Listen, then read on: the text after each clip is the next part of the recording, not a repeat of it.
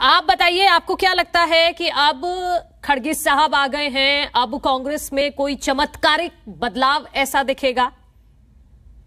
देखिए तेजस्वी जी, सबसे पहले तो मैं अपनी इंडियन नेशनल लोकदल पार्टी की तरफ से आदरणीय श्री मल्लिकार्जुन खड़गे जी को बहुत बहुत बधाई देता हूं। और इसके साथ साथ मैं बधाई देता हूं राष्ट्रीय कांग्रेस के सभी वरिष्ठ नेताओं को, सोनिया गांधी जी को भी और राहुल गांधी जी को भी, जो 24 साल के बाद इन्होंने एक लोकतांत्रिक तरीका अपनाया और अपने आप को पार्टी के सर्वोच्च पद से दूर करते हुए एक चुनाव की प्रक्रिया को अपनाया, जिसमें खड़गे साहब विजयी हुए और भारी बहुमत से विजयी भी हुए हैं। ये कांग्रेस की बहुत एक अच्छी पहल है, न केवल कांग्रेस के लिए बल्कि देश के लिए भी बहुत अच्छी पहल है, क्योंकि एक स्वतंत्र और एक अच्छे स्वस्थ लोकतंत्र के लिए एक अच्छा विपक्ष भी होना जरूरी होता है। और एक अच्छा विपक्ष तभी होता है जब वहां सब कुछ अच्छे तरीके से हो, जहां लोकतांत्रिक प्रणाली को अपनाया जाए।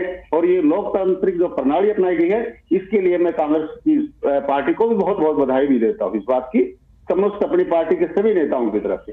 लेकिन जहां तक जो आपका क्वेश्चन है मनु जी, कि हरियाणा में क्या परिवर्तन होगा, हरियाणा के लिए कैसे रहेंगे, मेरा ये मानना है 1998 से लेकर के 2017 तक पार्टी की सर्वोच्च पार्टी का सुप्रीमो माननीय सोनिया गांधी जी ने देश की कमान को संभालने का काम किया।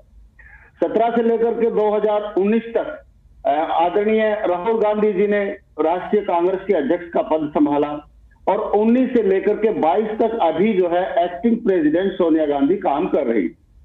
अब सोचने वाली बात यह है, जो पार्टी के सर्वे सर्वा हैं, जो पार्टी के मुखिया हैं, सब कुछ है पार्टी के, जब वो हरियाणा प्रदेश को नहीं सुधार सके, जब स्वयं राहुल गांधी हरियाणा प्रदेश की फूट को ठीक नहीं कर सके, तो खड़गे जी तो उनके आगे का एक चेहरा है, वो एक अलग है और उनसे काफी कम पावरफुल भी हैं। तो किस प्रकार से मैं ये कह दूं कि कांग्रेस हरियाणा में कुछ सुधार होगा? आप कम पावरफुल कहां बता रहे हैं? अब तो राहुल गांधी भी ये कह रहे हैं कि जो इंस्ट्रक्शन हमें खड़गे साहब देंगे उस हिसाब से ही हम आगे चलेंगे। तो अब सारी पावर तो खड़गे साहब के पास आ गई है। हाँ मनु जी, देखिए ये पावर आ गई है, डॉक्यूमेंट्री पावर जो है ना, हम कह सकते हैं डॉक्यूमेंटेशन के हिसाब से पावर सारी की सारी आ गई है।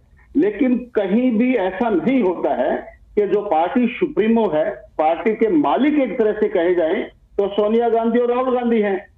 और जब मालिक ने अपना एक अध्यक्ष बना दिया, तो अध्यक्ष के पास कहीं ना कहीं वो चीज नहीं हो सकती, इतिहास किसी भी पॉलिटिकल पार्टी के इतिहास में नहीं होती है। तो ये बात नहीं है, वास्तव में काफी कम पावर सोनिया जी के मुकाबले, राहुल जी के मुकाबले इनके पास रहेगी ही रहेगी, इसमें कोई शक की बात नहीं। तो इसलिए मैं कहता हूं, जब स्वयं सोनिया जी, राहुल गांधी जी हरियाणा पार्टी की कांग्रेस की फूट को नहीं सुधार सके, तो अब तो ये कहीं ना कहीं और भी ज्यादा खुल जाएंगे सारे लीडर, क्योंकि उनको एक अवसर और मिलेगा।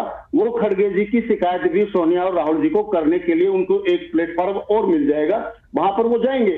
तो जहां हरियाणा प्रदेश में का जो माहौल है, चाहे जितने भी सीनियर लीडर हैं उनका बार बार नाम लेने का कोई फायदा मैं नहीं मानता, तो वो फूट जो है ना, उस फूट का एक मुख्य कारण ये है कि जो हमारे पूर्व मुख्यमंत्री सम्मानित भूपेंद्र सिंह जी हुड्डा है, उनकी जो महत्वाकांक्षा है और उनकी कहीं ना कहीं जो अपने बेटे दीपेंद्र हुड्डा जी को हरियाणा प्रदेश में स्थापित करने की जो कामना है, इच्छा है, वो कहीं ना कहीं जरूरत से ज्यादा इच्छा उन्होंने पाल रखी है, जो कांग्रेस की फूट और कांग्रेस के बिखराव का सबसे बड़ा कारण। क्योंकि भूपेंद्र जी नहीं चाहते कि मेरे बेटे के लेवल में कोई दूसरा लीडर पल पे। देखिए कितनी बुरी बात थी, हरियाणा जो कांग्रेस है, कुमारी शैलजा जी पहली महिला अध्यक्ष बनी थी और सीनियर लीडर थी पार्टी की, और पार्टी के मेरे ख्याल से इससे ज्यादा विश्वसनीय कोई लीडर आज के दिन नहीं है हरियाणा प्रदेश में कुमारी शैलजा के मुकाबले में। उसको भी 3 साल का पूरा कार्यकाल करने नहीं दिया गया। हरियाणा प्रदेश में 20 अध्यक्ष बने हैं, नहीं जितने भी अध्यक्ष बने हैं, मतलब उसमें कुमारी शैलजा एकमात्र महिला थी और उसको भी कार्यकाल पूरा नहीं करने दिया गया। तंवर जी को कार्यकाल पूरा नहीं करने दिया गया। तो कहीं ना कहीं जो आ गई आपकी बात आ गई है कि कुछ कोई खास बदलाव आप नहीं देख रहे हैं।